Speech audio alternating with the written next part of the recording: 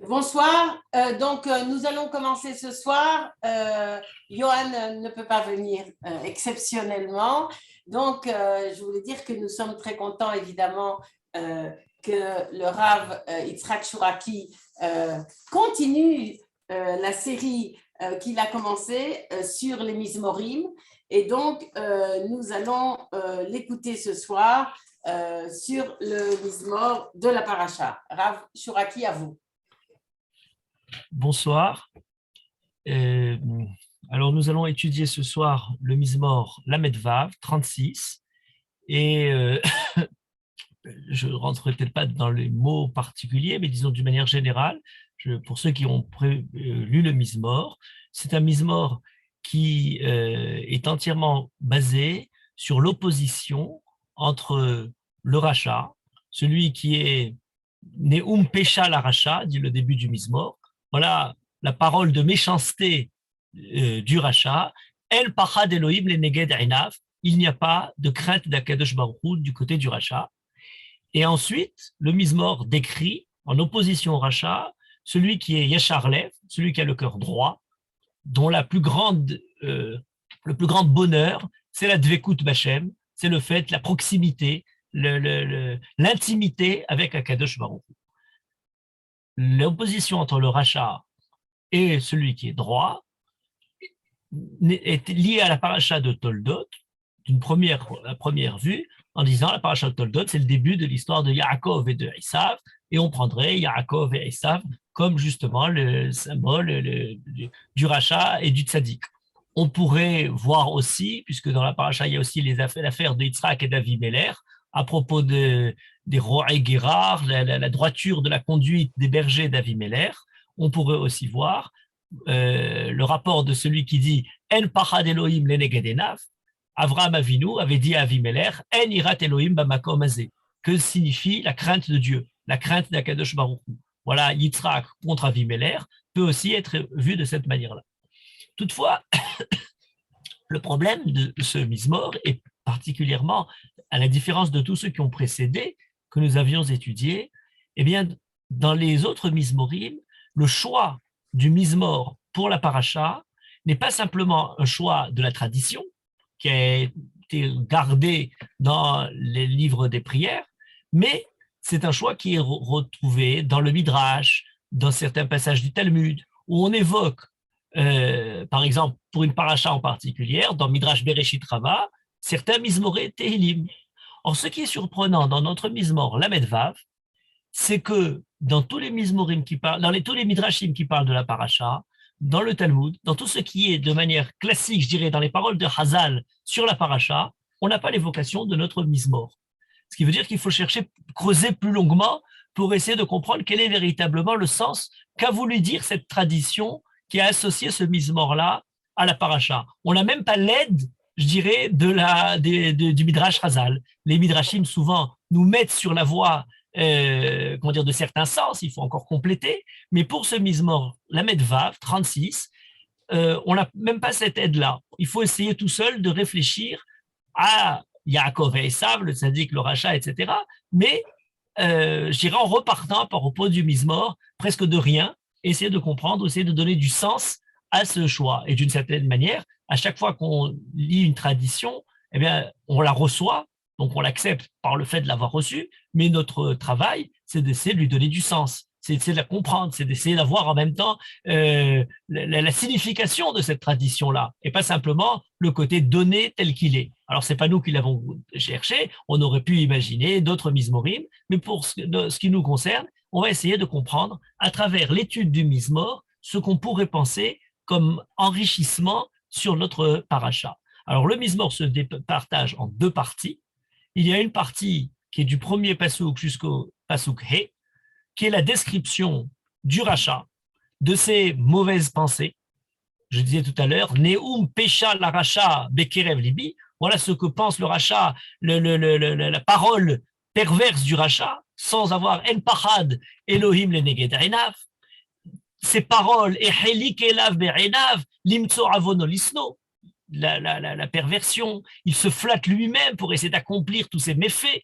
Divrei piv Aven ou Mirma, ses paroles, les paroles de sa bouche sont uniquement de l'injustice, de l'iniquité, Mirma, de la ruse, il s'abstient d'essayer de comprendre, létive de faire du bien. Et le passage continue de dire encore plus, puisqu'il nous dit Aven Yachashov al Mishkavo, il est sur sa couche, sur son Mishkav, en train de penser Aven, au mal qu'il va pouvoir faire. Yitiatsev al Derer Lotov, il se lève pour aller sur un chemin qui n'est pas bon. Ra loyim as, il ne se détache pas, il ne repousse pas le mal. Et on aurait presque l'attitude du rachat pendant la nuit, qui est déjà encore allongé, en train de se préparer au mal qu'il va faire. Yitiatsev, il se lève le matin, et ensuite, il est sur une mauvaise route, sur une mauvaise pente. Voilà le début du Mizmor. On nous décrit l'action du pervers. Et ensuite, la deuxième partie du Pasuk Vav, jusque presque la fin, sauf les deux derniers psukim, eh bien, on a la description des bienfaits d'Akadosh Baruch Hu pour le tzaddik. On nous décrit tout d'un coup Adonai be'ashamayim chasdecha, ta bonté, ta miséricorde est dans le ciel.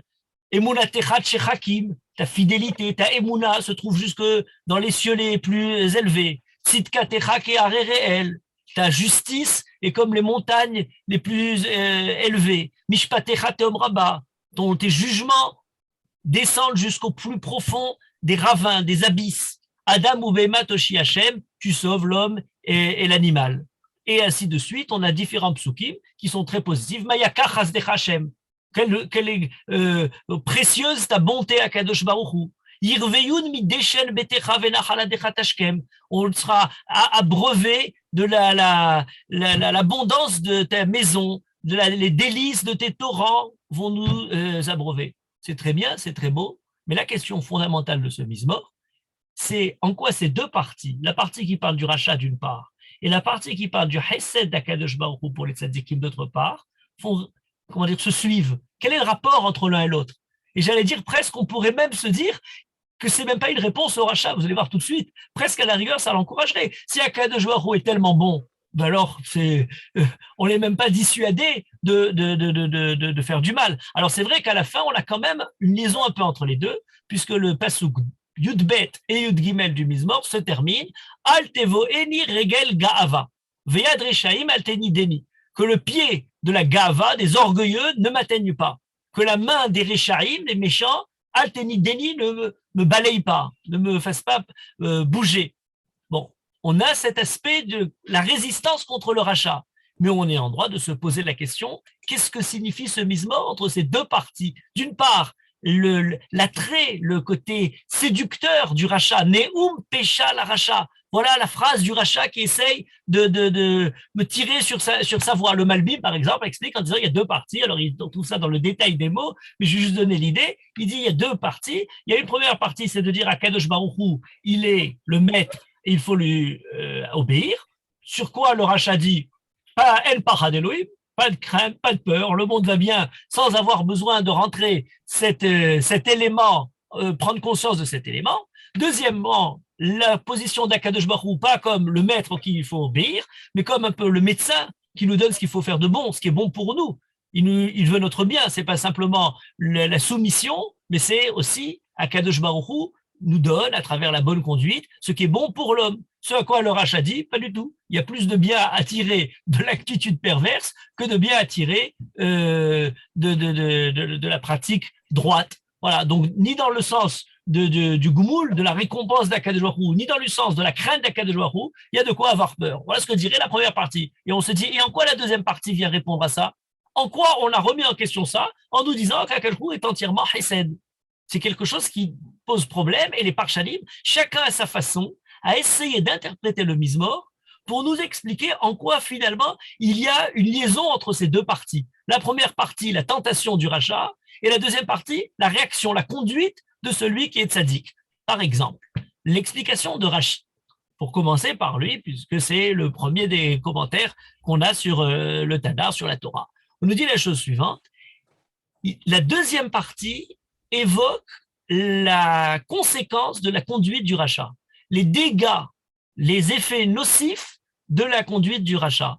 lorsqu'il est écrit Adonai be'ashamaim chasdecha emunatecha ad shechakim, tes bienfaits sont dans les cieux, ta émouna se trouve jusque ad shechakim, Rachid lui donne un sens particulier. Il dit oui, c'est que vu que le rachat, en fait, se met à se conduire dans le monde avec perversité, eh bien, la justice d'Akadosh Baruch Hu, la bonté d'Akadosh Baruch Hu est reléguée aux cieux. Elle ne touche plus les hommes. La conduite du rachat a comme un peu, ce que disent les Chachamim, d'arka raglé Shechina. Elle a repoussé la présence d'Akadosh Baruch Hu par sa conduite nocive. Et lorsqu'il dit tzidkatecha keharereel, on le dit tous les Shabbats, c'est-à-dire le tzidou kadin, eh bien on dit tzidkatecha keharereel mishpatecha tehom rabba, dans la suite du Mizmor.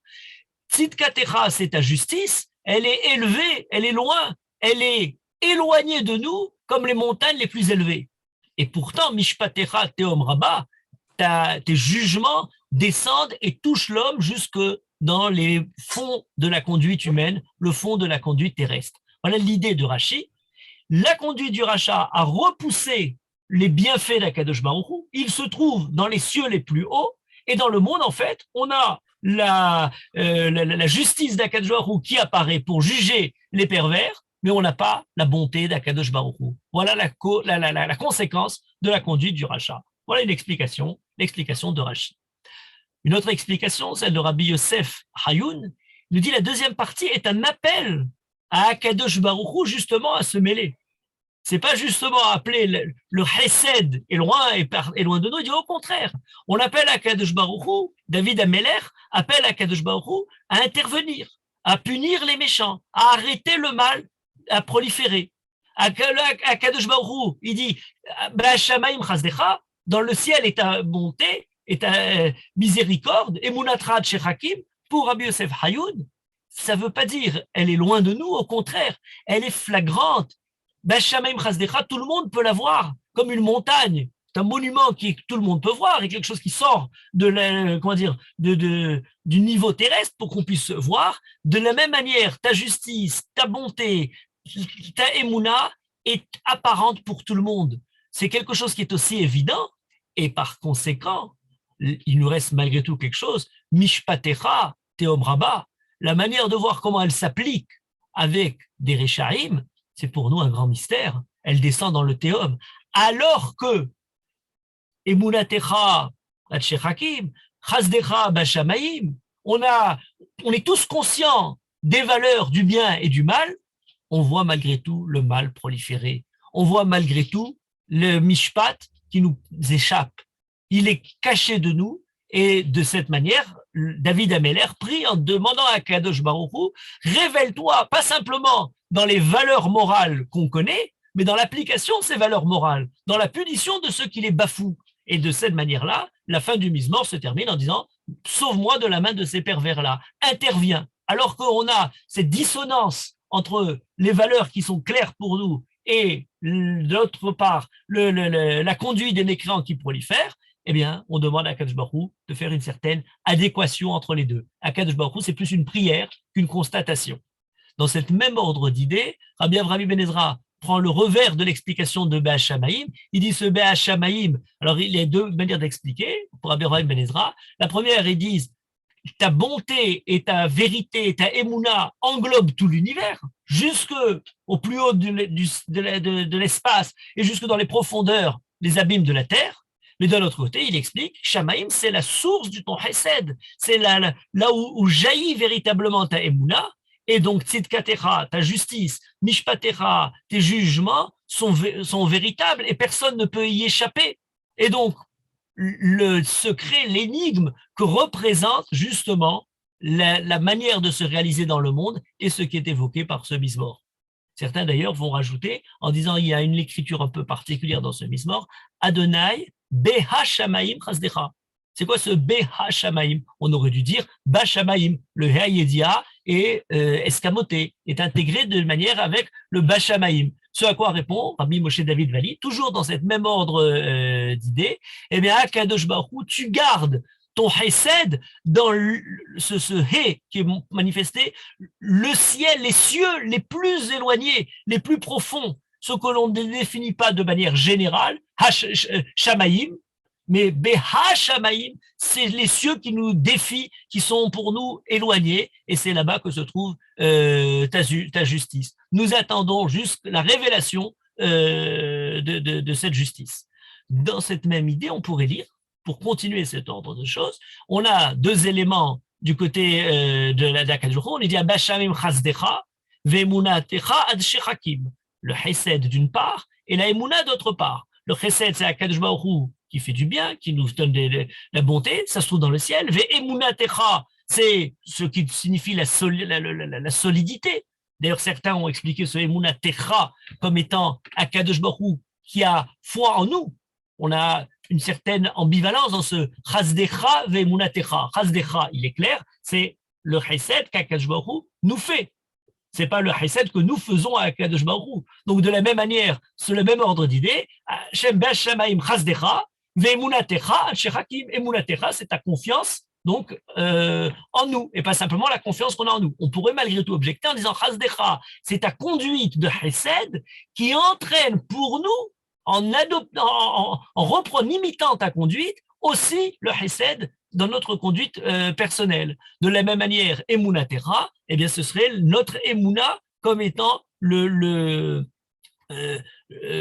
comment dire, la résonance de la emuna d'Akadosh Baruch Hu. Il nous donne cette emuna et nous sommes redevables en ayant nous-mêmes cette emuna. Chadashim la Bekarim, Rabba Emulatecha. Tout le monde connaît Modéani, Rabba Emulatecha du pasuk de Echa, et on dit Rabba Emulatecha, c'est à la fois la emuna d'Akadosh Baruch Hu qui nous donne la vie et à la fois la emuna de nous vis-à-vis de lui. Mais en tout cas, pour revenir sur le misbar, on aurait donc Chazdecha et Munatecha, ce que je nous donne le Chesed ou la continuité de la vie, mais on a quelque chose de particulier, c'est qu'ensuite on nous dit Tzidkatecha qui est réel, Mishpatecha, Teom Rabba, Adam Ubema, Toshi Hashem. C'est-à-dire que le Chesed, la bonté d'Akadosh Baruch Hu est dépendante malgré tout de quelque chose, c'est le Tzedek.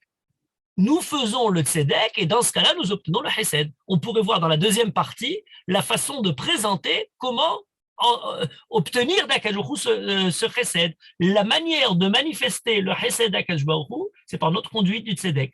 La manière de manifester la emuna d'Akadosh Baruch Hu pour nous, c'est en pratiquant le mishpat. Il a confiance en nous et donc nous n'échappons pas à sa justice parce qu'il crée un monde dans lequel le bien est récompensé et le mal est puni. Voilà, le chesed et la emuna sont en fait dépendants du tzedek et du mishpat. Dans cette même direction, on a une explication très belle du Malbim. C'est une explication qui revient à plusieurs niveaux. Le Malbim explique dans un premier temps la position du rachat. Alors pour expliquer la position du rachat, il dit la chose suivante, dans l'ordre du monde, la emunatecha signifie quelque chose de solide, quelque chose qui donne l'assurance, le kiyum du olam, la manière dont le monde existe, le monde continue, les lois de la nature en fait. Akadosh Baruch Hu gère le monde en donnant certaines lois qui ne changent pas. C'est le côté emunatra dans la continuité de la même manière que par les lois de la nature. S'il n'y a pas un événement particulier, on se réveille le matin. Akadosh Baruch Hu nous rend la vie. Oui, mais cette vie-là, elle est générée par le fait qu'après le sommeil, on se lève. C'est des données biologiques des lois de la nature. Mais on a aussi le chesed. Le chesed, c'est la manière dont Akadosh Baruch Hu gère le monde, plus simplement par les lois de la nature, mais par l'intervention pour le bien, pour le mal, pour arrêter, pour changer les lois de la nature, par le miracle, par une conduite qui défie les lois de la nature. Et de cette manière-là, on comprendrait pourquoi est-ce qu'il dit Be'ashamaim chazdecha ve'munatra ad shechakim. Shamaim et shechakim sont deux noms différents pour parler du ciel, lorsque shechakim est plus élevé que Shamaim. Et donc, on a Be'ashamaim chazdecha, pardon, Shamaim, c'est le plus, ça, on nous parle de Be'ashamaim, c'est le plus élevé, et on nous dit Emunatecha shechakim, elle arrive jusqu'au shechakim, et ensuite, on a Be'ashamaim chazdecha, la bonté absolue, la côté qui défie les lois de la nature, dans lesquelles Akadosh Baruch Hu intervient et change. Le rachat dit, on n'a pas besoin de quoi que ce soit.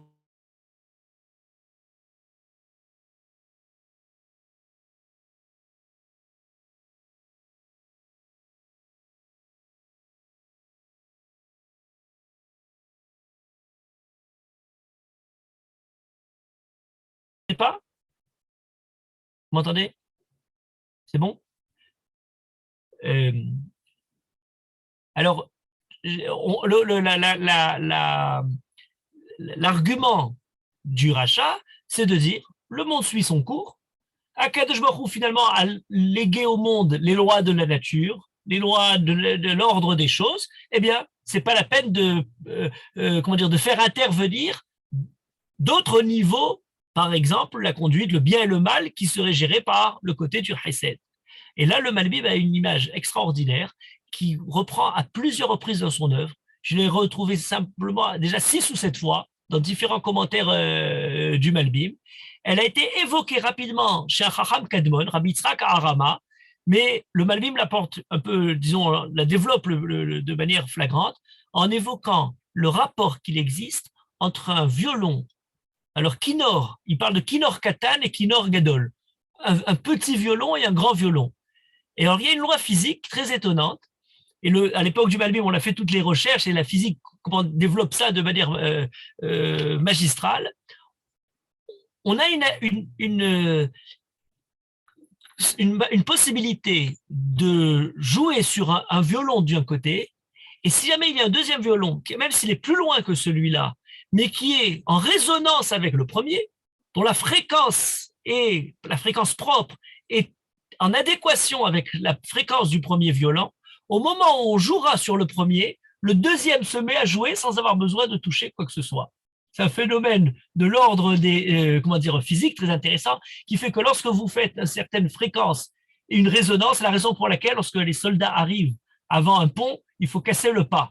Parce qu'il y a eu, alors on raconte, est-ce que c'est une histoire, est-ce que c'est une légende, que dans certaines batailles, les soldats sont arrivés et le pas des soldats avait la même fréquence que la fréquence propre du pont, et le pont s'est mis à résonner en fréquence avec les soldats, et il est tombé, il s'est écroulé. Et donc on leur dit casser le pas avant de passer sur un pont. Maintenant, l'idée physique qu'utilise le Malbim, cette image, c'est de dire il y a deux violons éloignés l'un de l'autre, et on peut jouer de l'un et faire résonner le second. Si jamais il y a effectivement quelque chose d'adéquation entre l'un et l'autre, une résonance particulière qui sont réglées pour jouer l'un avec l'autre. Et le Malbim utilise cette image-là, qui est très fréquente dans beaucoup de domaines, pour parler de la conduite d'Akadosh Baruch Hu, al derech ha-teva ou al derech ha-nes. Alors il y a le petit violon et le grand violon. Eh bien, le premier niveau, c'est celui de l'ordre de la nature, mais le deuxième niveau, qui est le niveau plus intime, le petit violon, ce qui est qu'on appelle Olam Katan, le microcosme, c'est l'homme dans sa morale, dans sa conduite, par la mitzvah.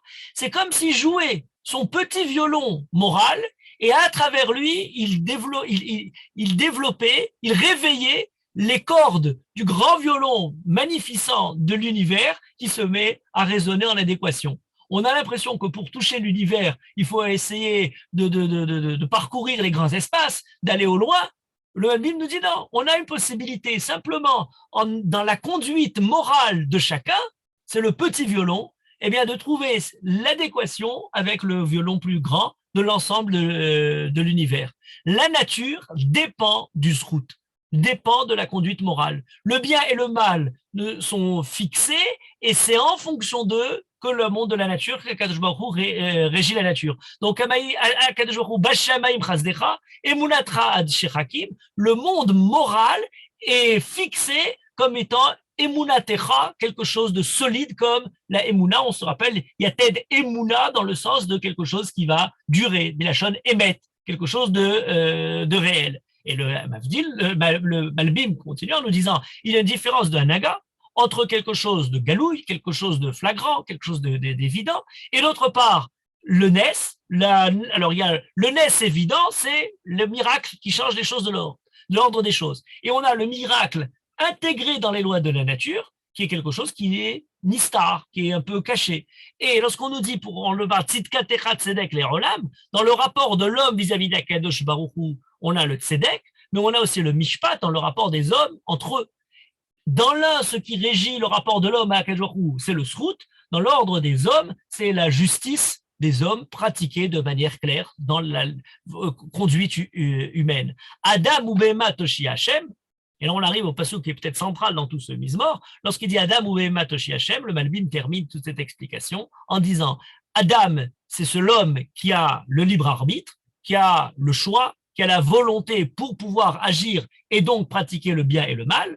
Behema, c'est le symbole de ce qui est poussé par l'instinct animal, par le réflexe, par le fait qu'il n'y a pas justement le degré de liberté et de libre arbitre tel qu'il est donné par l'homme, du choix moral qui est donné par l'homme. C'est par son choix moral que l'homme se distingue de l'animal. Adam ou Bema Toshi Hashem, à Kadosh Baruch Hu, tu sauves l'homme à la fois quand il se conduit en tant qu'Adam, et à la fois Behema lorsqu'il est simplement laissé à son instinct animal. Akadosh Baruch Hu, ne donne l'ordre à l'homme et à l'animal qu'en fonction de la conduite de l'homme. C'est-à-dire, si l'homme se conduit de manière morale, si l'homme fait le choix qu'il faut, alors aussi Behema, la conduite des animales, sera sauvée. On a des situations inverses. On dit l'homme est tellement devenu pervers qu'il ne sauve l'homme que pour le mérite des animaux que n'ont pas péché, puisqu'ils sont simplement dans leur conduite première, instinctive, telle qu'elle est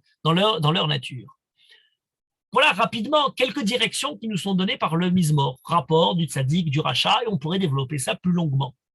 Mais il me semble que attacher cette réflexion-là à la paracha de Yaakov et de Esav est très importante parce qu'elle nous permet de réfléchir sous un jour particulier, pas simplement au fond de la paracha, rapport entre Yaakov et Esav, mais peut-être à ce qu'il y a d'intérieur dans l'âme de Yaakov au moment où il est confronté à Esav. Et ça, je crois que c'est un point très important dans le rapport des Tehillim par rapport à la Torah. David Ameller, à travers les Tehillim, nous donne le langage de l'intime, du sentiment, de tout ce qui est le plus pur dans le côté intérieur de l'homme.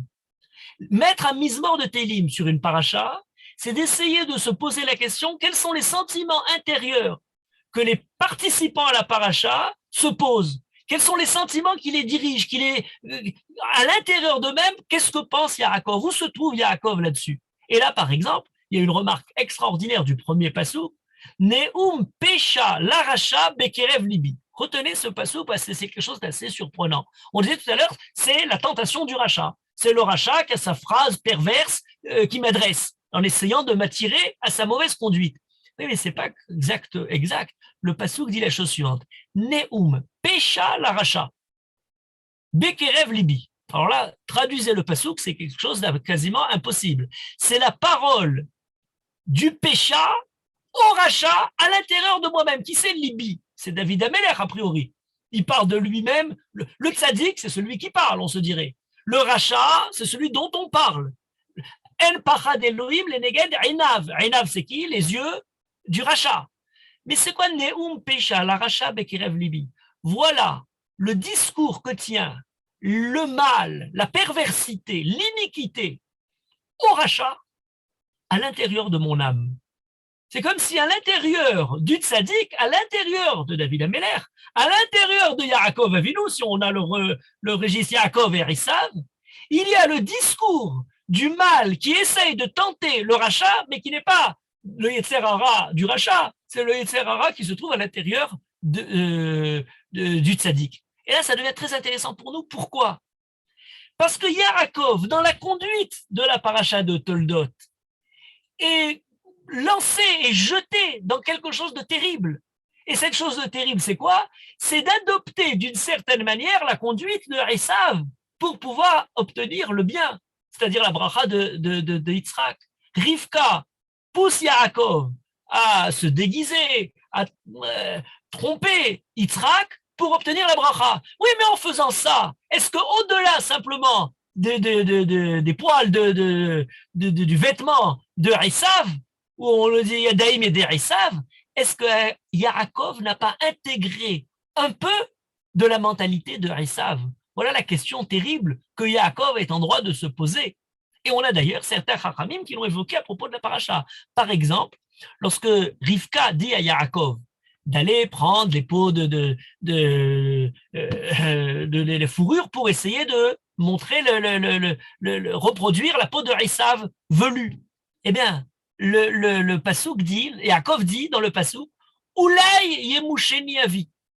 Et on sait que le mot Oulai a quelque chose de particulier. C'est que Oulai, c'est lorsqu'on évoque quelque chose qu'on veut qu'il se réalise. Lorsqu'on a peur que mon père me touche, on n'aurait pas dû dire Oulaï, il aurait dit Pen Yemusheni Avi. Il aurait dit Shema Yemusheni Avi. Quand il dit Oulaï, c'est peut-être et j'espère. Il y a cette idée, j'espère que mon père découvre la supercherie.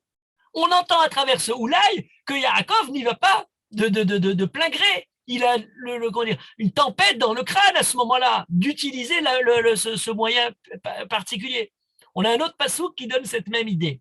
Lorsque Yaakov va finalement accomplir l'ordre de Rivka, d'aller préparer, etc., tout ce qu'il faut préparer, le passouk dit la chose suivante, Vayeler, Vayikar, Vayave, les imo. Vayeler, il est allé, il a pris, il a ramené à sa mère. Et le Midrash dit, Anus vekafouf ou boré. Il le fait, Anus forcé, kafouf, on lui a imposé, ou boré, et en pleurant. Donc il ne veut pas. Et on se dit, mais tout le Midrash rajoute cet élément-là, c'est juste pour peindre Yaakov, d'où il a lu ça dans le Passou. Et il y a une explication qui retrouve ça dans le langage lui-même, le Ktav HaKabbalah, Rabbi Shmuel Miklenburg, qui dans son commentaire dit, mais c'est tout à fait la sensibilité du Midrash des Chachamim au texte de la Torah. Yaakov, dans tous les personnages, Abraham, Eliezer, Rivka, on a toujours une idée d'un empressement, de zérizout, d'aller vite faire ce qu'il faut faire. On entend Abraham, Yarotz likratab, il voit les anges, il court vers les anges, il court vers dans sa tente pour préparer le repas. Eliezer, va Yarotz eved likrata, il court pour aller voir Rivka. Rivka va temaher, va tored kada. On a toujours cette idée de ritza, cette idée de mehirut, d'empressement pour aller accomplir ce qu'il doit accomplir.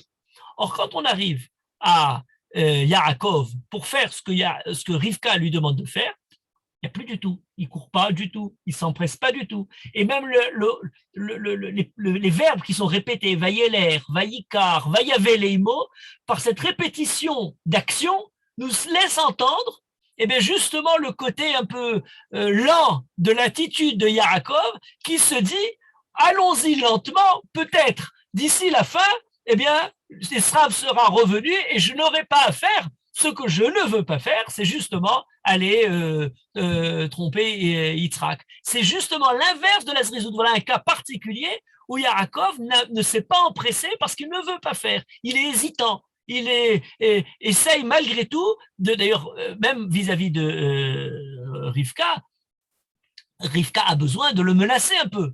De lui dire, si tu ne le fais pas, c'est moi qui te punirai. N'aie pas peur de la punition de Yitzhak, tu auras Alaï qu'il est la terra. D'après une des explications de ce Alaï qu'il est la terra béni, c'est pas moi qui prendrai la malédiction, c'est tu préfères désobéir, et moi déjà, je te donne ma kelala si tu fais pas ça. Je te menace, il y a la menace de Rivka. Alaï qu'il la terra, c'est moi qui te maudirai si tu n'écoutes pas ce que je te demande de faire.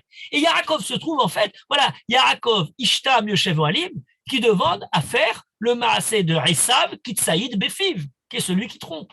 Et il est en droit de se poser la question, mais pourquoi tout ça me tombe sur la tête? Et pourquoi est-ce que cette conduite-là, alors si Rivka me la demande, est-ce que ce serait la conduite adéquate? Et vous voyez que ces questions-là nous ramènent totalement au mismor de la Medvav. Finalement, la mismor, la Medvav, Neun Pesha, la Racha, Bekerev Libi, ce discours de pervers qui est le discours du rachat, mais qui aujourd'hui n'est pas dans le cœur du rachat, mais qui est à l'intérieur de Yaakov, est présent là. Et du coup, on peut se mettre à relire les différents commentateurs qui avaient expliqué le Bizmor lui-même, qu'est-ce qui est les deux parties du Bizmor, mais en ayant en perspective la conduite de Yaakov. Par exemple, la première, Rachid disait, le rachat, c'est celui qui a causé le fait qu'Akadosh Baruch Hu, son chesed reste dans les cieux. Et notre monde est un monde dénué de ce chesed. La conduite perverse qui a repoussé la justice d'Akadosh Baruch Hu fait qu'effectivement, Akadosh Baruch Hu ne donnera au monde que le jugement, mais non pas la possibilité de voir régner le règne du tzedek, du chesed, de la émouna, de toutes ces idées-là.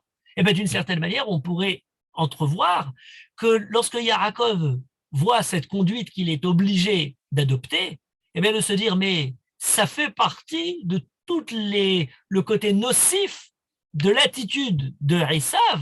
Si Rivka veut à tout prix me faire adopter, à recevoir la Beracha, c'est qu'il y a quelque chose de dramatique dans laquelle Esav, par la façon de tromper Yitzhak, par la façon de faire croire que c'est lui qui mérite d'avoir la Beracha, et finalement, le sujet a fait repousser le Tzedek dans le monde. Les Réchaïm, par leur conduite, Esav, en l'occurrence, m'oblige à avoir des conduites qui ne sont pas celles que j'aurais aimées. Ce n'est pas la conduite qui m'est naturelle. C'est parce que Esav a repoussé le Tzedek, Bashamaim Chazdecha, et Mishpatecha Teom Rabba, le Tzedkatecha qui est réel, le Tzedek il est dans les hautes montagnes très lointaines, que finalement je suis obligé d'en arriver là. Mais ce qui est sûr, Mishpatecha Teom Rabba, je vais payer le prix. La justice va quand même finalement s'appliquer. Et donc le halay qu'il est la terra bénie d'un côté, c'est vrai, mais d'un autre côté, je ne sais pas, quoi que je fasse, dans un sens ou dans l'autre, le prix va être payé. Et c'est d'ailleurs une lecture très claire qui est émise par le Midrash et par d'autres textes qui dit que finalement Yaakov devait le faire, mais finalement a quand même payé le prix. Puisque par exemple, il a ensuite été trompé par ses enfants. Ça, c'est quelque chose de classique. Ses enfants, avec Yosef, lui montrent, etc. Il a été trompé par Lavan, la femme, Rimmitani. Il y a le même principe. La tête à Bechira, l'ifne à Tseira. La tête à Tseira, l'ifne à Bechira. On a le mot Bechira pour évoquer justement le Bechor, la Bechora, avec Yaakov et Esav. Donc on a cette direction qui est évoquée. On a l'autre lecture, qui était celle qui disait lorsque David Améler évoque dans sa deuxième partie les tzadikim, il est bien conscient que ce n'est pas le cas actuellement de la révélation du tzedek dans le monde, mais c'est une bakasha, c'est une prière, c'est un espoir. C'est David Améler qui appelle à Kadosh Baruch Hu à manifester sa justice vis-à-vis des Réchaïm, à dire au contraire, autant Tzidkatecha qui est réel, ils sont visibles comme la nature, Shamaim Chazdecha, on les voit tous, les valeurs sont présentes. Eh bien, pourquoi ne sont-elles appliquées pour le rachat? Pourquoi est-ce qu'Akadosh Baruch Hu n'intervient pas? Pourquoi est-ce qu'Akadosh Baruch Hu lui-même ne soit pas là pour essayer de punir le rachat? Yaakov est en mesure de se demander, et on peut imaginer tout au long de ce passage que Yaakov se dit, espérons Akadosh Baruch Hu, évite-moi de faire ça, interviens, peut-être Akadosh Baruch Hu, tu peux tout d'un coup, de façon justement miraculeuse, le Hesed, changer le cours de la nature, changer le cours de l'histoire et m'éviter cette chose-là que je ne veux pas faire. Je ne sais pas effectivement comment ta justice va s'appliquer, mais peut-être elle peut s'appliquer sans demander de ma part une telle entrave à ce qui me paraît droit. Yaakov et Shevalim, on peut l'imaginer par la conduite de Yaakov, l'espoir de Yaakov, justement l'espoir d'une intervention peut-être miraculeuse qui lui permettrait d'être en accord dans ce décalage moral vis-à-vis de ce que Rivka lui demande de faire. Peut-être, ce n'est pas simplement la conscience, peut-être derrière tout ça, il y a encore une autre manière de voir. On disait tout à l'heure, il disait, c'est pas l'appel à quelque chose simplement la prière, c'est la conscience que l'homme est trop humble pour percer le secret de la conduite d'Akadosh Baruch Hu. Pourquoi le juste souffre? Pourquoi le pervers prospère? Pourquoi est-ce que ce rachat qui s'enorgueillit de tout son mal et n'est pas immédiatement arrêté? C'était peut-être pas un appel à Akadosh Baruch Hu pour intervenir, c'est au contraire la prise de conscience que dans le monde dans lequel nous nous trouvons, Akadosh Baruch Hu ne veut pas d'un monde dans lequel, comme une sorte d'équation, eh bien on verrait le juste récompensé, le rachat puni immédiatement, la bracha qui arrive au bon, le rachat est tout de suite repoussé, mais ce ne serait plus des hommes, ce seraient des robots téléguidés, ce serait l'arrêt justement de la responsabilité morale. Donc en fait, peut-être dans ce moment de Yaakov, dans ce flou, dans ce moment qui inquiète, qui rebranle, qui remet en question ses valeurs, il y a peut-être là la conduite la plus grande réussite du dilemme moral. Et si aujourd'hui, on peut se poser la question, comment aurait dû-on réagir? Comment devrait-on réagir? Comment arriver avec Yaakov à gérer d'une part le fait de repousser Esav et Ishmaël qui avaient montré leur perversité et au contraire pouvoir bénéficier de la bracha d'Abraham Avinu Eh bien, justement, peut-être que c'est parce que le pasouk génère chez Yaakov ce débat intérieur que le débat reste encore présent. Peut-être dans l'explication, la dernière explication que j'ai expliquée tout à l'heure à propos de celle du Malbim, qui disait qu'il y avait une résonance du violon, le petit violon moral, du chesed, de la mitzvah, et le grand violon de la nature, eh bien peut-être Yaakov se dit, mais c'est sur moi la responsabilité peut-être, de ma conduite à moi, qui déterminerait la conduite du bien, la conduite du mal dans le monde.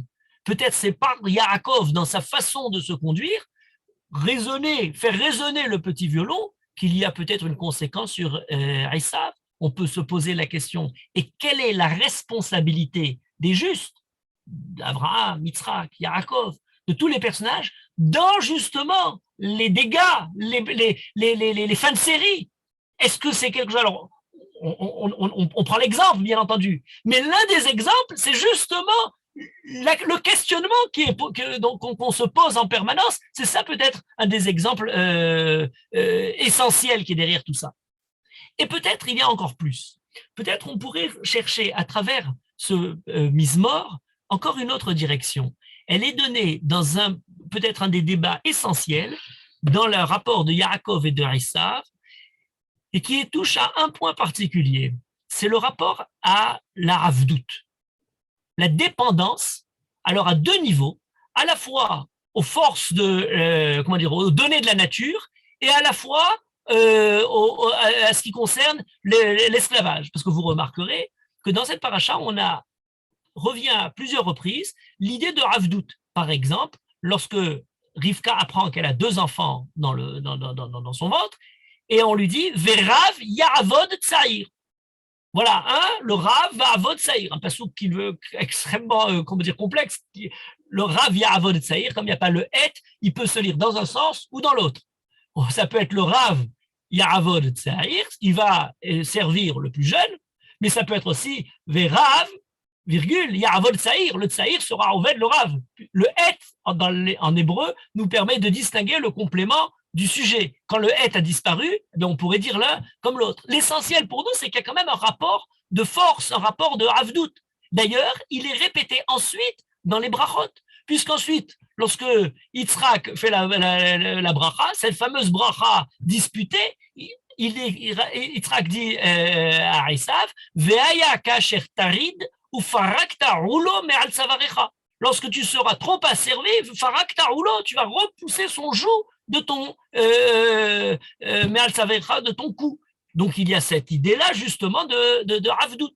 Lorsque Yitzhak bénit Yaakov, Ya'avducha Amim. Il y a encore cette idée de Ya'avducha Amim. Les nations seront à Avducha, une bracha extraordinaire. D'autant plus que c'est la bracha qui s'est réalisée pour l'ensemble des nations, pour les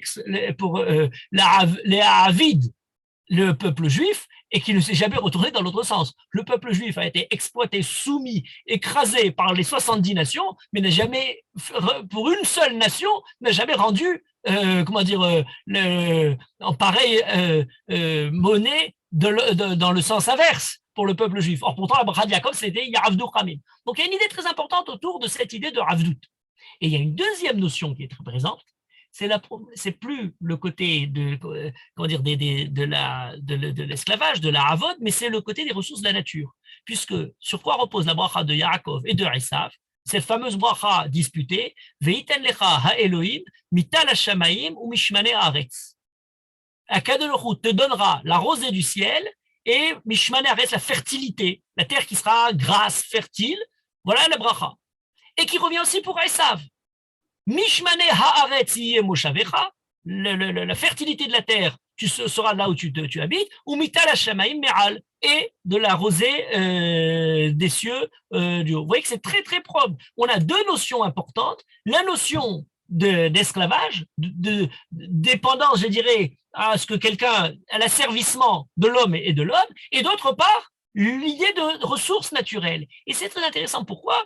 Parce que sur le passouk du Mizmor de Tehillim, lorsqu'on nous dit justement Adam ou Behema Toshi Hashem, on a une certaine lecture des Chachamim qui nous disent pourquoi il est écrit Adam ou Behema Toshi Hashem, tu délivreras l'homme et l'animal. Eh bien parce que c'est lié justement à l'asservissement. L'homme asservi par l'homme l'esclavage, l'homme fait les travaux de notre homme. Oui, mais vient un moment où Akadosh Baruch Hu délivrera l'homme de l'asservissement de l'homme parce que l'animal prend la place de l'homme. Au lieu d'avoir un Eved, on a l'âne, on a le bœuf qui tire, qui fait les travaux de champ. On n'a plus besoin de servir l'homme puisqu'il y a l'animal qui prend la suite. Ah oui, mais alors on n'a plus l'animal. C'est vrai. Alors on continuerait ce midrash-là en disant oui, mais aujourd'hui on a quelque chose. La technique, la technologie permet de libérer l'homme, permet de libérer l'animal et d'avoir la possibilité d'arriver aux ressources, d'arriver à tout ce qui est naturel, simplement sans avoir besoin de soumettre ou l'homme ou l'animal à ce travail. Voilà une lecture qui est donnée par les Chachamim. Mais on donne une autre lecture, dans le même passage, dans Maseret Rouli, dans Maseret Avodah Zarah, où on nous parle plus simplement de l'énergie, je dirais, comment dire, des ressources ou de l'énergie du travail des personnes, mais au niveau moral, au niveau religieux. Un passage terrible, tragique, auquel on frémit lorsqu'on y repense, lorsqu'on pense le passage. Il est écrit Adam ou Behema Toshia Hashem, tu sauves l'homme et l'animal. Et le Midrash dit Elu bnei Adam shemesimim atzmam ketson tivha ou matzru nafsham le'asot retzon konam. Ce sont les hommes, les juifs, ou Behema, qui se sont mis comme tson tivra, comme des moutons à l'abattoir, pour accomplir la volonté d'Akadosh. On frémit parce on revoit passer devant nous toute la souffrance du peuple juif, la persécution du peuple juif tout au long de l'histoire, où, pour ne pas profaner la foi juive, les juifs se sont laissés massacrer. Lorsque pour certaines avérodes, on dit Al-Kiddush Hashem, Mitat Al-Kiddush Hashem, c'est pas quelque chose dans lequel on a dit pourquoi sont-ils partis comme des boutons à la baignoire, mais au contraire, en disant, d'après ce passage du Talmud, ce serait ça, Adam ou Behema Toshi Hashem, même lorsque l'homme est totalement passif devant la cruauté de ses ennemis, Akadosh sauve-les. On attend, et parfois, je veux dire, cette Teshuah n'est encore qu'à venir. Alors, c'est l'énergie religieuse, cette fois-ci, qui leur permet, par amour d'Akadosh Baruch Hu, l'imsor et nafsham, de sacrifier leur vie. Mais il y a encore une autre possibilité. Et cette fois-ci, alors on ne parle plus simplement de l'évolution de l'homme vis-à-vis de l'homme ou de l'énergie religieuse, mais elle touche un point très important, et j'allais dire presque d'actualité brûlante. Aujourd'hui, on est en mesure de quantifier la dépendance de l'homme vis-à-vis justement du travail. Alors du travail des esclaves dans l'Antiquité, du travail dont il a besoin, et on peut mesurer ce qu'on a appelé au niveau de toutes les énergies qui sont créées, ce qu'on appelle des esclaves énergétiques. Et c'est un domaine très intéressant qui est de plus en plus fait. Il a commencé déjà au début du 19e siècle, lorsqu'il y a eu la révolution industrielle, et on a voulu comparer comment les machines permettaient de faire le travail d'un esclave, et je veux dire, l'esclave humain. Et puis tout d'un coup, les machines arrivent. On peut calculer, quantifier les besoins du corps, les besoins de l'homme, les besoins de chaque jour, et de voir combien ça correspond en énergie, en quantité d'énergie fournie au niveau du temps. Alors, elle est fournie par l'alimentation, par plein d'autres choses, et trouver des unités de mesure. Par exemple, quelle est l'énergie consommée par un homme qui travaillerait sans aucun repos une journée durant? Et on pourrait appeler ça un esclave énergétique. Et puis voilà, combien on a besoin d'énergie pour vivre notre vie normale. Par exemple, alors, l'unité d'esclave énergétique qui a été trouvée, on l'a dit, c'est l'équivalent de ce qu'un cycliste qui pédalerait à 20 km à l'heure, nuit et jour, pourrait produire, c'est-à-dire 100 watts à peu près. On le donne et en disant, voilà ce qui serait la valeur d'unité d'un esclave énergétique. Pourquoi c'est très intéressant? Parce qu'ensuite, on s'est mis à réfléchir et à voir tout ce que l'homme a besoin aujourd'hui, pour tous ses besoins. La lessive, le chauffage, l'éclairage, le transport, la cuisine, enfin, tout ce qu'on peut avoir besoin. Combien l'homme est dépendant de ces esclaves énergétiques? C'est plus des personnes, c'est plus des animaux, c'est de la technologie, mais ça n'exploite plus personne, mais ça laisse quand même l'homme dépendant de ses besoins vis-à-vis de ces esclaves qu'il utilise. Et là, c'est très intéressant. Les chiffres nous donnent une évolution assez particulière pour recevoir pour tous les besoins de l'homme vis-à-vis du nombre de besoins d'énergie, de puissance qui est donné. On a une évolution. Par exemple, on a fait, alors ce calcul a été fait au début du 19e siècle. Mais ensuite, on l'a repris plus récemment. En 1940, il y avait à peu près 2 milliards d'habitants sur Terre, et on disait l'équivalent d'esclaves énergétiques dans l'utilisation générale, c'est une moyenne, de l'ensemble des besoins de l'humanité, c'était 36 milliards d'esclaves énergétiques. Vous avez 2 milliards d'habitants, 36 milliards d'esclaves, donc ça fait une moyenne de 18 esclaves énergétiques par habitant. Mais en 1950, une dizaine d'années après, on avait déjà quasiment doublé. On était passé à 36 esclaves par habitant. Dans les années 2000, on en est à 150. Dans les pays développés, c'est encore plus développé, on est à 427 esclaves énergétiques par personne. C'est quelque chose d'incroyable. Pour vous donner une image très simple, si vous prenez votre voiture et chaque jour vous faites 50 km en ayant une consommation pour la voiture de 8 litres au 100 km, vous avez besoin de 17 esclaves énergétiques. C'est-à-dire que si on était dans l'Antiquité, on avait besoin d'avoir le même production d'énergie, il aurait fallu avoir 17 esclaves. Personne ne vit sans des esclaves. On a arrêté l'oppression de l'homme, des uns sur les uns, des êtres humains.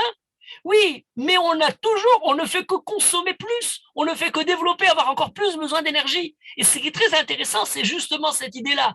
On a libéré l'esclavage, on a arrêté l'esclavage, mais, et ça c'est une vieille problématique qui est ancienne, est-ce qu'on a libéré l'esclave du maître, mais on n'a pas libéré le maître du besoin de l'esclave? On a simplement changé de l'esclave à l'animal et de l'animal à la technologie. Mais en fait, on reste aussi dépendant, pas aussi dépendant, beaucoup plus que dépendant. Si on compare les nobles du Moyen-Âge, où ce sont des gens qui ne font rien, qui sont simplement dépendants de tout un ensemble d'esclaves, ils étaient beaucoup moins dépendants que nous de leurs esclaves.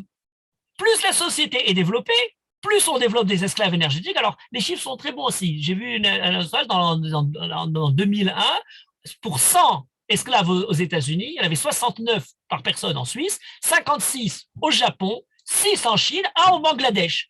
Le Bangladesh, pas du tout développé, donc on a très peu pas besoin de beaucoup justement d'esclaves, et puis voilà. Et plus les revenus sont élevés, plus on en a besoin.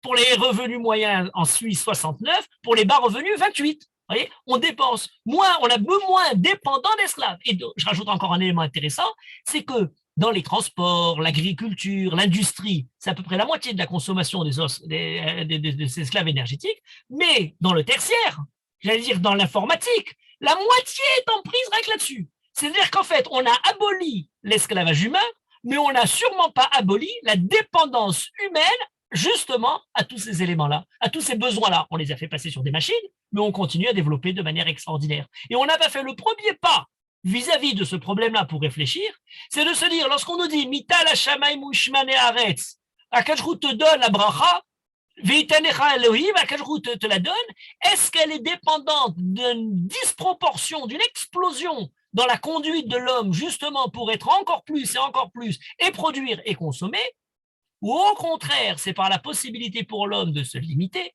c'est par la possibilité de trouver certaines limites humaines et géophysiques qu'on peut toucher quelque chose qui touche à la morale. Et là, on en revient à Yaakov et Esav. Quelle est la nuance entre Yaakov et Esav dans la bracha de Yitzhak? Je disais tout à l'heure, les deux sont liés à deux éléments. Un, la Havdout, l'un sert l'autre. On parle d'une époque où on a besoin d'esclaves réels pour pouvoir travailler. Eved Avram, on a cette notion-là. On a même dans la Torah l'idée de Eved Ivri, Eved Kenani, etc. Même si elle est raffinée par la Torah, elle est nécessaire. Et on a la bracha des ressources naturelles.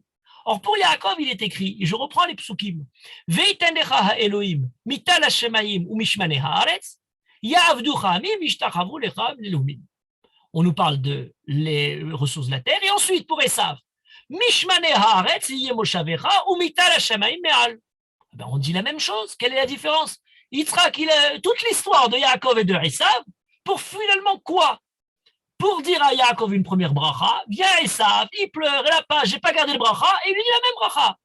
Quelle est la nuance entre ces brachot-là? Alors bien sûr, c'est un long débat que les commentateurs développent. Par exemple, le Ramban donne une réponse très simple. Lorsqu'il dit, dans l'une, il est écrit Yihye Moshavecha. Yihye Moshavecha, c'est pour Esav.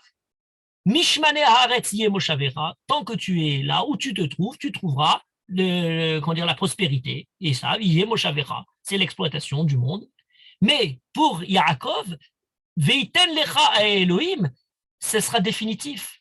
Pour Esav, c'est momentané jusqu'au Zman de la Géoula, et ensuite, ce sera terminé.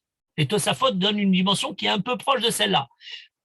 Ils disent, pour écrit Moshavera, là où tu te trouves. C'est pas temporel, momentané, et ensuite ça va terminer, mais c'est quelque chose de ponctuel, défini géographiquement. Alors que pour Yaakov, Etanecha Elohim, dans tous les endroits où tu te trouves. C'est très intéressant parce qu'en attendant, Yaakov, et au niveau temporel et au niveau géographique, n'a pas la bracha de là où Yaakov est arrivé, n'a pas reçu cette bracha. Vous voyez que quasiment toutes les brachot qui ont été faites par Yitzhak à Yaakov ne se sont pas réalisées, en tout cas de manière claire et flagrante. Certains vont même jusqu'à dire, bah oui, c'est les brachot qui ont été utilisés, qui ont été obtenus de façon assez détournée. Le Ralbag, Rabbi Avram ben Arambam, donne d'autres explications. Il nous dit il y a une différence pour Yaakov où on commence par Tal, Veitanecha Elohim, Mital Hashamaim ou Mishmane Haaretz, et ensuite, donc d'abord la rosée du ciel, et ensuite la terre fertile, alors que pour Esav, Mishmane Haaretz Yemoshavera ou Mital Hashamaim Me'al. D'abord la fertilité de la terre, et ensuite le côté du Tal Hashamaim. Si le Tal représente la bracha continue, permanente de la présence d'Akadosh Baruch Hu, la providence d'Akadosh Baruch Hu permanente, et la terre et représente la fertilité de la terre dans ce côté terrestre. Pour Esav et pour Yaakov, il y en a un qui précède ou non. Pour Yaakov, c'est justement le tal comme étant représenté la rosée bracha d'Akadosh Baruch Hu en premier, et de là découle la bracha de la terre, alors que pour Esav, d'abord le côté matériel. Voilà l'explication du Ralbag, traduction du Rav Avram ben Arambam. Rashi nous ramène le Midrash Tanhuma. Et je terminerai par ce pirouche parce qu'il me semble être celui qui conclut tout l'ensemble. Il dit la différence n'est pas dans le fond de la bracha, n'est pas dans le fond de ce qui est écrit. C'est dans un mot essentiel. Ve'yiten lecha ha'elohim. Ve'yiten lecha ha'elohim nous dit que c'est quelque chose qui nous est donné d'abord dans un futur. Ve'yiten lecha. Et deuxièmement, alors on peut dire mais le futur on l'a aussi chez Esav. Yiyeh moshavecha. Mais il est écrit à Elohim qui est le nom d'Akadosh Baruch Hu pour parler de la midat ad-din. Et le Midrash dit la chose suivante. Raoui ata yiten lecha, lo raoui lo yiten lecha. Tu l'auras en dépendance, en fonction de ta mesure morale, si tu mérites ou si tu ne mérites pas. Pour Esav, on n'a pas fait du rapport avec la conduite. Mishmane Haaretz yemoshavecha ou mital hashamaim me'al. Ben Sadik ben Racha. Voilà la prospérité des Rishaïm dans le monde. La prospérité, c'est qu'elle n'est pas dépendante de la conduite. Alors que pour le Tzadik, pour Yaakov, elle dépend de la conduite. Quelle est la plus grande bracha? Celui qui reçoit tout, indépendamment de sa propre conduite. On pourrait, à première vue, rapidement être tenté par cette réponse-là, à se dire, bah oui, c'est beaucoup mieux d'avoir tout sans avoir besoin de se conduire bien. Réponse, c'est exactement l'inverse. La bracha la plus grande, celle qui est donnée par Yaakov, c'est la possibilité de recevoir la beracha en fonction de la conduite de l'homme. Tout le mismor de Tehillim est justement cette question-là. Le débat de Tehillim, c'était quoi? Le Racha vient et dit, il n'y a pas besoin de mettre en compte, j'ai pas eu besoin d'avoir recours à l'hypothèse d'Akadosh Baruch Hu, j'ai pas besoin d'avoir recours à la providence et la punition, la récompense d'Akadosh Baruch Hu. Le monde est donné aux lois de la nature et tout marche très bien. Et David Améler s'insurge en disant à Akadosh Baruch Hu, révèle-toi, pourquoi est-ce qu'on ne comprend pas, etc.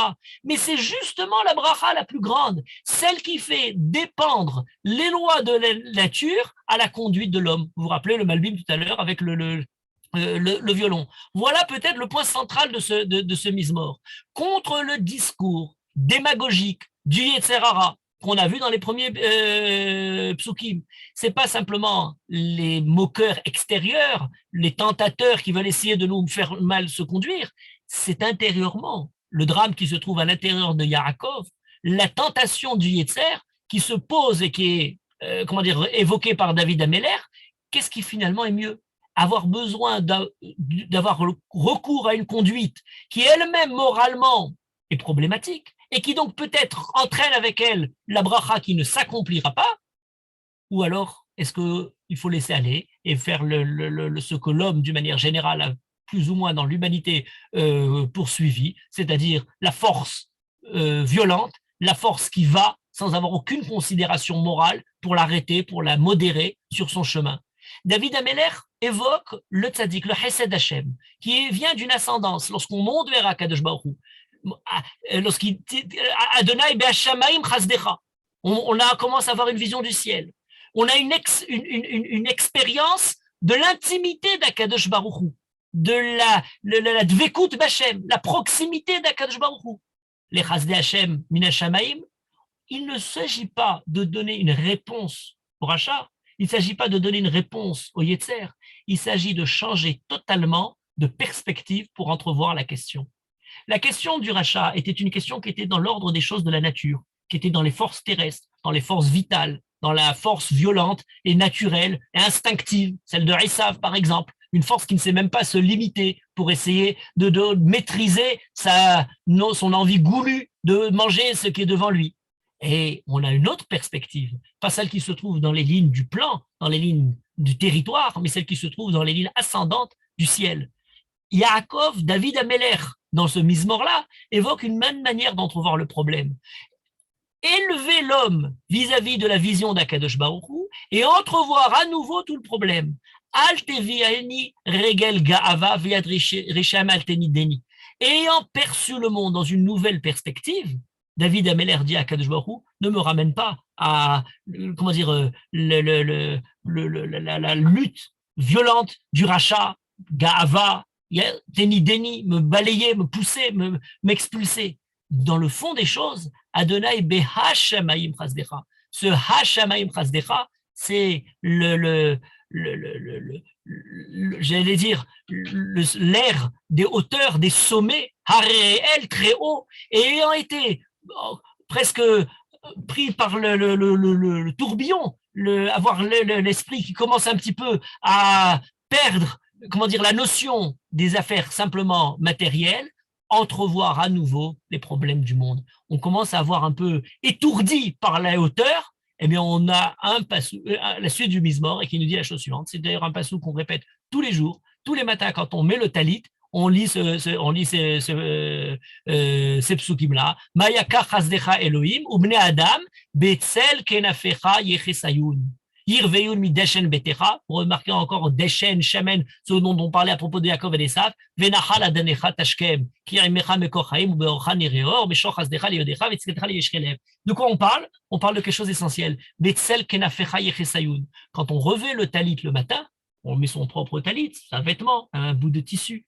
Mais on imagine qu'on est betzel kenafecha. C'est l'ombre, la protection des ailes d'Akadosh Baruch Hu sous lesquelles on s'abrite, pour se rappeler un petit peu dans la journée qui va venir la hauteur qu'on a pris, la hauteur que David essaie de nous élever vers elle, et se rappeler cette hauteur-là nous permettra peut-être d'entrevoir la journée qui vient en évitant les différents attraits du Yetzer Hara et se rappelant que cette présence-là change totalement notre manière de voir les choses. Il ne s'agit pas simplement d'éviter l'asservissement de l'homme par l'homme, de l'animal par l'homme, par l'homme, etc. Mais il s'agit de poser la question essentielle: dans quelle mesure l'homme continue à rester le même homme dépendant de la satisfaction simplement de ses besoins terrestres, sans voir peut-être qu'il y a une autre manière de voir, c'est d'élever tous ces besoins-là à des besoins hautement spirituels, beaucoup plus élevés, et qui, à travers eux, sous cette perspective-là, tous les besoins naturels, je ne dirais pas sont effacés, parce qu'on n'est pas à nier les besoins du monde présent, on n'est pas pour promettre un royaume des cieux et en nous faisant abnégation totalement du royaume matériel, ça on laisse pour d'autres. On n'est pas là, on n'a aucune tentation à oublier la responsabilité de l'homme dans le monde, dans une fuite angélique que d'autres religions ont pris. Elle ne nous intéresse pas, elle nous-mêmes repousse profondément. Ces religions qui ont essayé d'appeler l'homme à s'élever et finalement, non seulement ne sont pas arrivées au ciel, mais ont amené l'enfer sur terre tout au long de l'histoire, dans les persécutions, le glaive qu'elles ont amené. Mais au contraire, prendre les perspectives du ciel, de cette vision très élevée, pour pouvoir redescendre et adapter cette vue sur les problèmes du monde matériel, sur le monde terrestre, sur le défi véritable qui est pour l'homme, c'est de pouvoir dresser justement l'homme et Matz, la possibilité de créer un peuple à partir de Yaakov, va naître les Shvatim, Israël, et qui ne sera plus dans l'asservissement de l'homme par l'homme, qui ne va pas justement rendre à toutes les nations ce que nous avons subi tout au long des siècles, mais qui va au contraire pouvoir rejeter un peu de la beracha qu'Akadosh Baruch Hu nous donnera par le mérite moral vis-à-vis de l'ensemble de l'humanité. Bimera be'amenu, amen.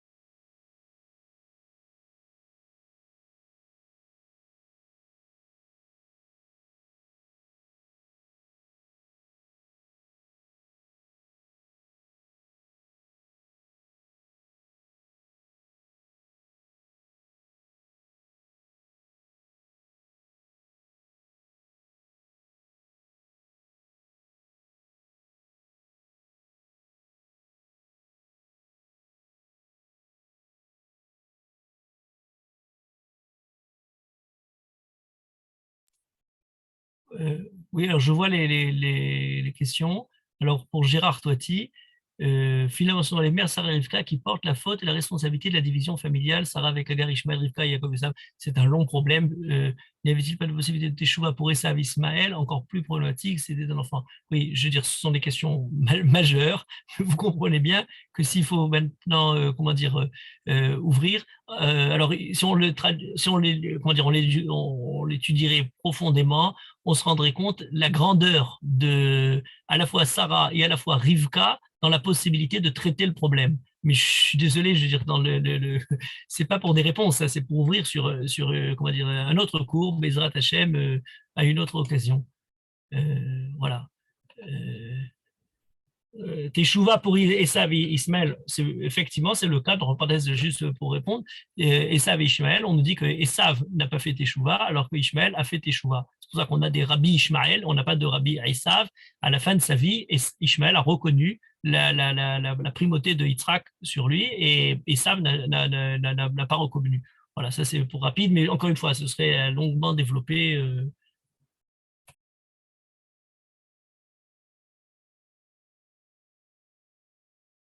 Si je comprends bien, on se termine pour ce soir. Alors, Erev Tov et Koulam, voilà.